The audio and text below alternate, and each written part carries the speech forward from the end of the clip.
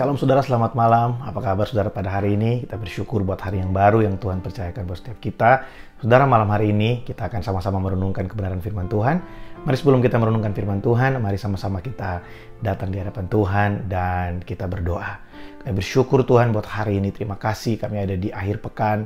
Di akhir pekan yang terakhir di bulan Mei, kami bersyukur buat sepanjang bulan ini Engkau menyertai kami, Engkau melindungi kami, Engkau memberkati kami. Tuhan, malam hari ini kami buka hati kami bagi Engkau. Mari Engkau berbicara buat kami Tuhan. Sebelum besok kami akan merayakan hari di mana Tuhan mencurahkan Roh Kudus buat setiap kami. Tuhan, biar malam hari ini Tuhan Engkau memperlengkapi kami, setiap kami Tuhan, dengan roh hikmat dan pewahyuan, supaya kami bisa mengerti kebenaran-Mu dan kebenaran ini memerdekakan setiap kami. Terima kasih Tuhan, datanglah kerajaan-Mu dan jadilah kehendak-Mu di bumi dalam hidup kami seperti di sorga. Dalam nama Yesus kami berdoa. Amin. Saudara, mari sama-sama kita buka Alkitab kita dalam Yohanes pasal yang ke-16 ayat yang ke-33. Saya hari ini akan berbicara buat saudara, malam hari ini akan memberikan pengantar untuk khotbah di ibadah raya besok. Saudara, kita akan merayakan hari Pentakosta. Kalau saudara perhatikan dari Yohanes pasal yang ke-14, di sana Yesus mulai berbicara sebelum dia diserahkan, sebelum Yesus mengalami penderitaan seperti yang sudah dia katakan kepada murid-muridnya.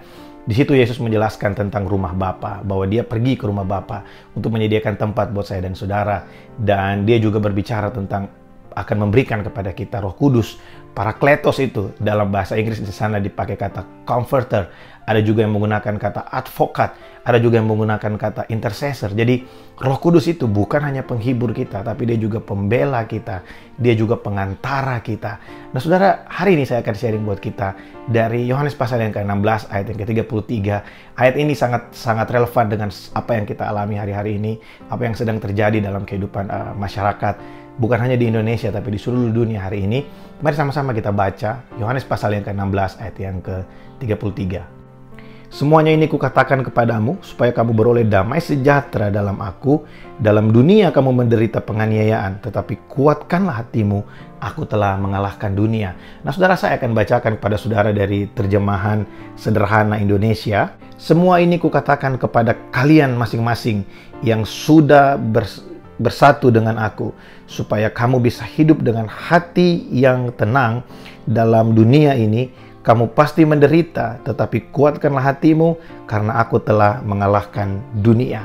Nah saudara, di sana dikatakan, aku mengatakan semua ini, Yesus berkata, aku mengatakan semua ini kepada kamu yang sudah bersatu dengan aku. Nah saya dan saudara adalah umat yang sudah bersatu dengan dia. Kita sudah ada di dalam dia, kita ada di dalam Yesus Kristus Tuhan. Jadi firman Tuhan ini ditujukan juga buat saudara dan saya. Di sana dia katakan, aku mengatakan ini semua supaya kamu bisa memiliki damai sejahtera dalam hatimu. Kata yang digunakan di situ adalah kata irene atau kata shalom, damai sejahtera dalam hati kita.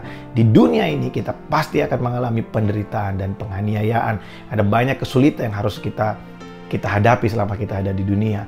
Nah saudara, hari-hari ini orang sedang menghadapi yang namanya virus COVID-19. Dan ada banyak negara, bukan cuma Indonesia, bahkan hampir semua negara mengalami penderitaan gara-gara virus ini. Nah saudara, ada banyak yang bertanya, kenapa virus ini bisa terjadi? Kenapa orang bisa mengalami sakit penyakit? Saudara, kita harus ketahui bahwa sakit penyakit ini adalah hasil dari, akibat dari dosa yang ada dalam diri manusia. Tuhan menciptakan manusia serupa dan segambar dengan dia. Dengan segala kemampuan, dengan segala kekuatan, kita punya kemuliaan Tuhan, kita punya keserupaan dengan Allah. Tapi ketika manusia jatuh ke dalam dosa, manusia akhirnya punya keterbatasan-keterbatasan dalam kehidupan, termasuk dengan keterbatasan dari usia manusia.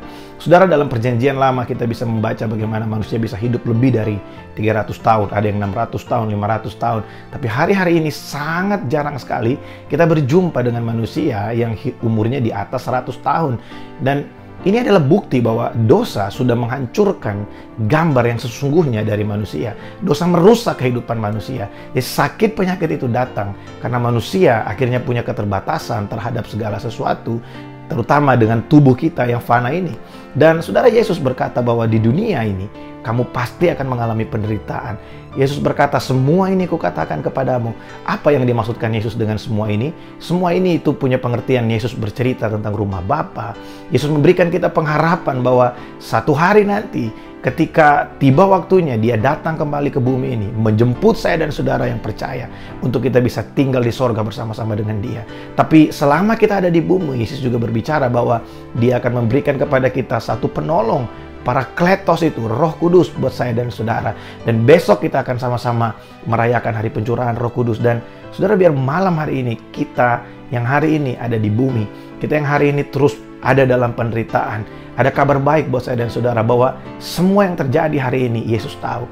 Oleh sebab itu dia berjanji memberikan kita penolong. Oleh sebab itu dia tahu, karena dia tahu kita akan menghadapi sekian banyak penderitaan. Dia sudah berjanji bahwa dia akan memberikan kita comforter. Dia akan memberikan kepada kita advokat, pembela, dan juga dia akan memberikan kepada kita intercessor atau pengantara kita dengan Tuhan. Nah saudara, bukankah ini kabar baik buat setiap kita manusia yang sudah jatuh ke dalam dosa, yang penuh dengan kelemahan. Tapi coba lihat bagaimana Tuhan begitu mengasihi saya dan saudara. Coba lihat bagaimana Tuhan begitu sayang terhadap kehidupan kita. Oleh sebab itu tidak ada alasan buat saya dan saudara untuk kita khawatir dan takut untuk apa yang akan terjadi hari esok, karena kita tahu Tuhan ada buat kita. Dia tinggal bersama-sama dengan kita. Dalam Yohanes pasal 14, di sana Yesus berkata bahwa dunia tidak mengenal Roh Kudus karena dunia menolak Yesus. Tapi saya dan saudara, kita mengenal dan menerima Roh Kudus, dan Roh Kudus tinggal di dalam hati setiap kita. Nah saudara, mari kita menantikan lawatan Roh Kudus besok dalam setiap ibadah raya kita melalui online streaming. Mari siapkan hati kita untuk kita sama-sama diberkati dengan firman Tuhan, dan kita merasakan jamahan kuasa Roh Kudus di rumah kita masing-masing. Tuhan Yesus memberkati.